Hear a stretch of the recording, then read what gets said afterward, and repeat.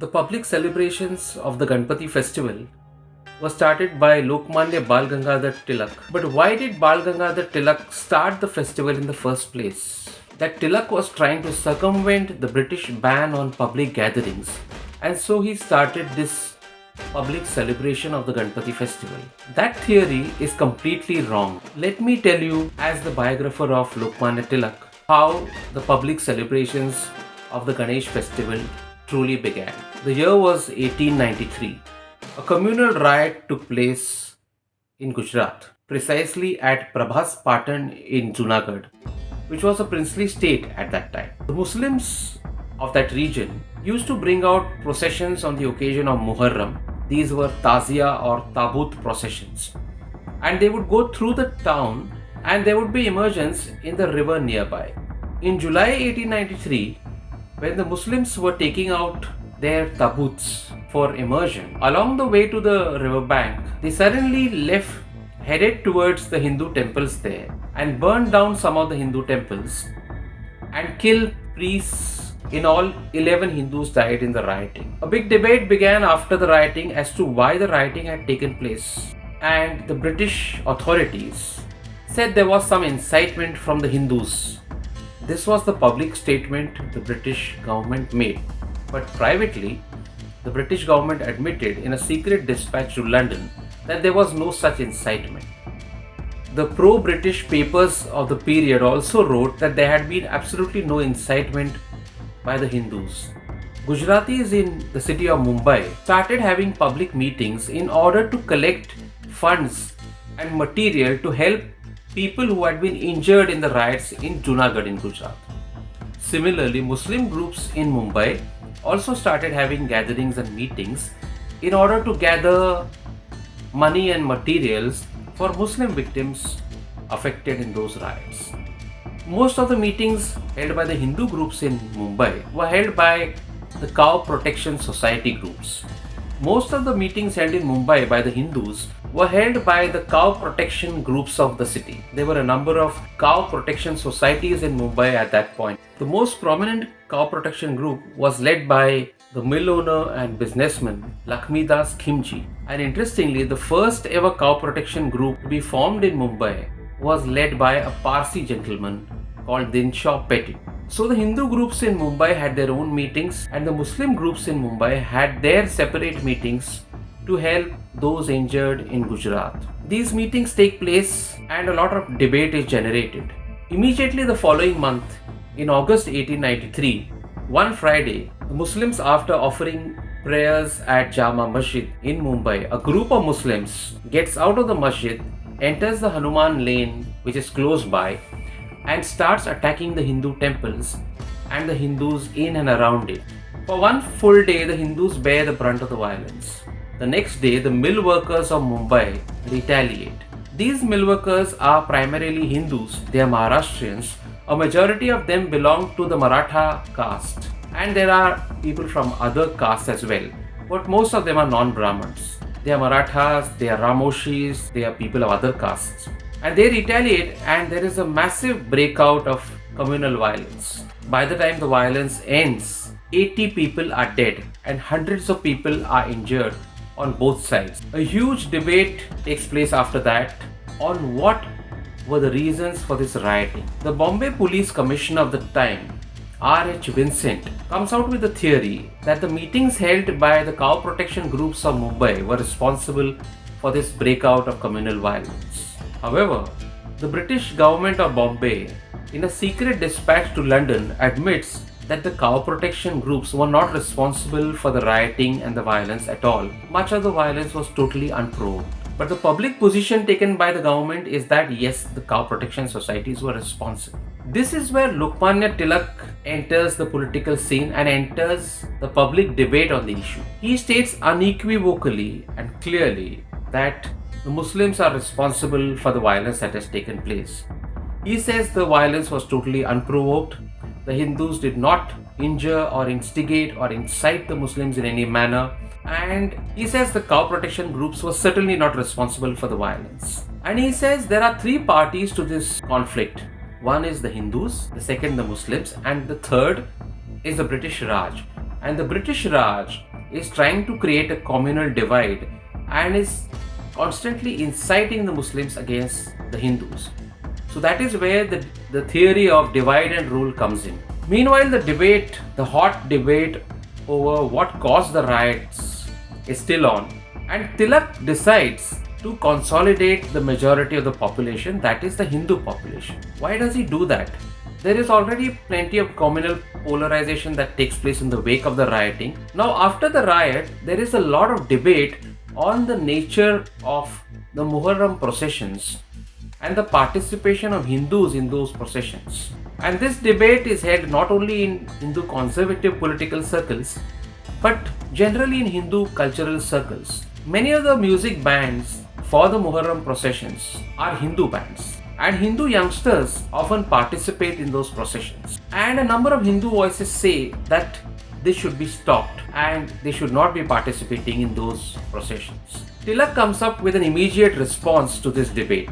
Tilak decides to start the public celebrations of the Ganpati festival in Maharashtra. The Ganpati festival is already extremely popular in Maharashtra. For hundreds of years, people have been bringing Ganpati idols in their homes, keeping them for 1.5 days or 10 days, and then immersing those idols in the local river or in the sea. But these are family idols. Tilak decides that now entire community groups will have their own Ganpati. An entire village will have its own Ganpati idol. And he says that what was a family bond can be transformed in this manner into a societal bond. He wants to unify the Hindus, but he does not want to cause communal polarization as such.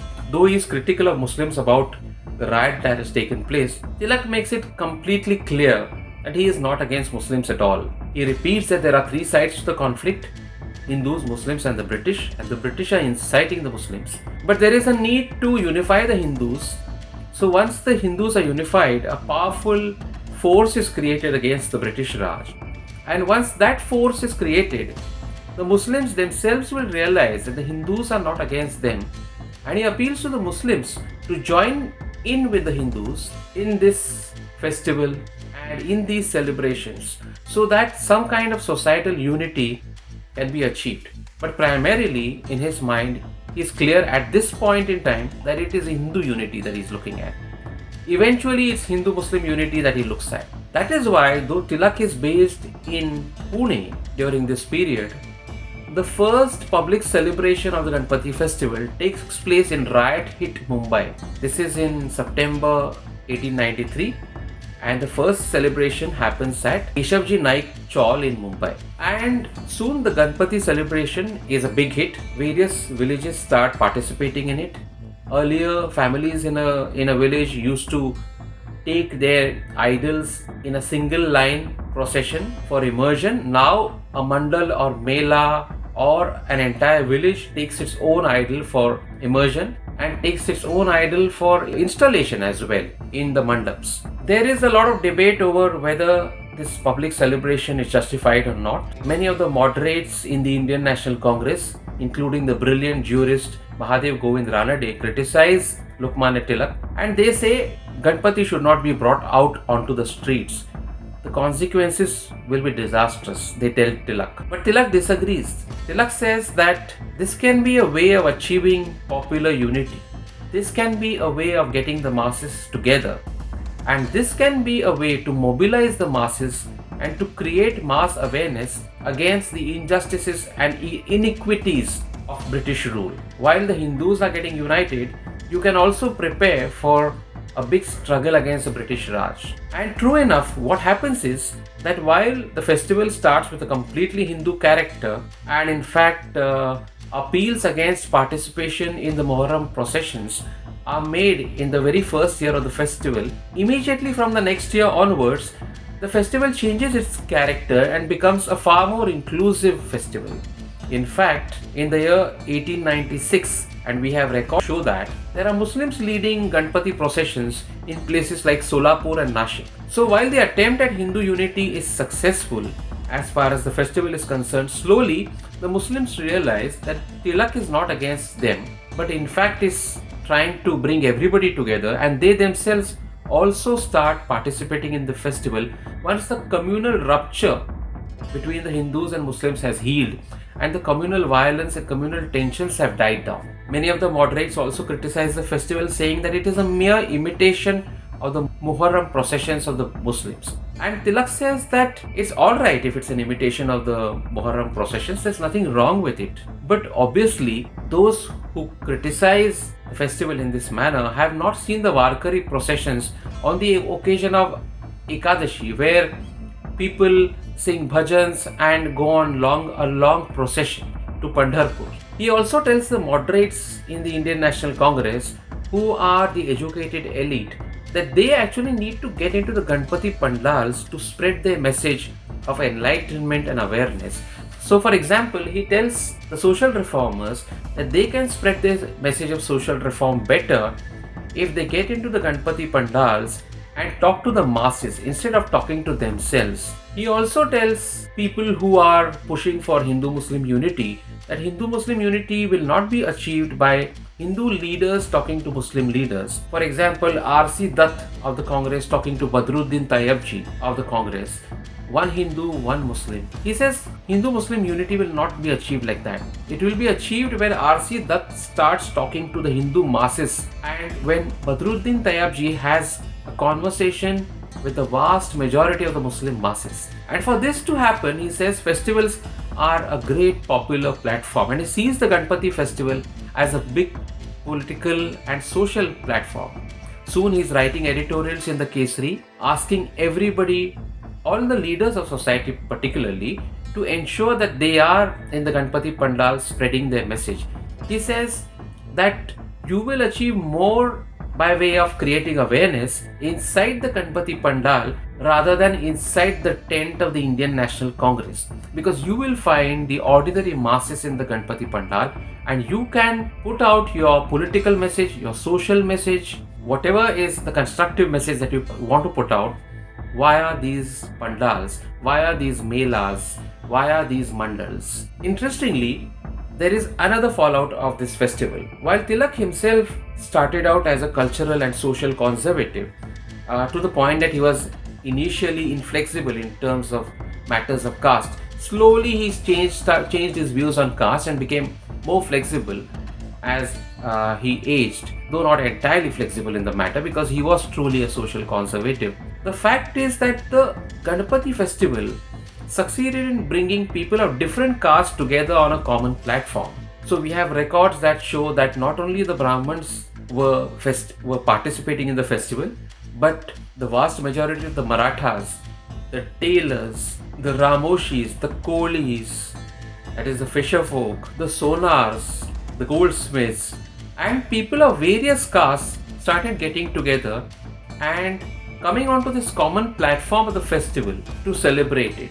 So Tilak truly succeeded in achieving public unity in that way, and he came up with a brand new idea as the festival progressed. The British used to impose section 144 of the Indian Penal Code. This section bans the gathering of 5 or more people. So Tilak said, we will gather for the purposes of this festival and we will use this festival to spread our political messages against the British Raj through this festival. And if somebody objects to the gathering of more than 5 people, he has his answer ready. Well, you may have banned public gatherings, he tells the British, but this gathering is for the purposes of religion and for the purposes of following our faith.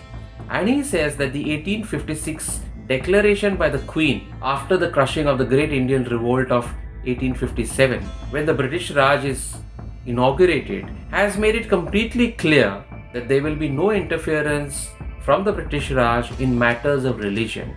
So you cannot just cite section 144 of the Indian Penal Code and say that we cannot gather. We can indeed gather because we are gathering for following our faith. And this is how he gets around the British ban on public gatherings. So he's a smart strategist, he does that, and eventually the festival grows into one of mobilization, of mass mobilization against the British Raj. But initially, the interesting thing is, the truth about the festival is that it started out as an immediate reaction to Hindu-Muslim riots in the western part of the Deccan and specifically in Gujarat and Mumbai. And it was Tilak's response to those riots and it was his attempt at Hindu unity which later became an attempt at broader Indian unity, and it did indeed succeed during that period, definitely. Thank you. This is Vaibhav Purandare signing off. If you still haven't subscribed to my channel, please do, and do press the bell button for notifications on my latest videos. Thank you and see you soon.